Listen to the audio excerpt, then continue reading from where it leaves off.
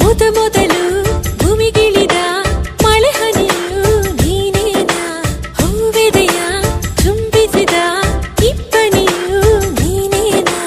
ಬಾರದೆ ನನ್ನ ಕನಸಲ್ಲಿ ಕಾಣದೆ ನನ್ನ ಎದುರಲ್ಲಿ ಇದ್ದೆಯೋ, ಯಾವೂರಲ್ಲಿ ನೀನವಿತು ಕುಳಿತು. ಅಲ್ಲ ಮಳೆ ಹನಿಯಲ್ಲ ನಾನು ಹಿಂಗೋದಿಲ್ಲ, ಅಲ್ಲ ಇಬ್ಬನಿಯಲ್ಲ ನಾನು ಆರೋದಿಲ್ಲ, ಬಲುಸಾದ ಹುಡುಗ ಕಣೆ ಇವನು,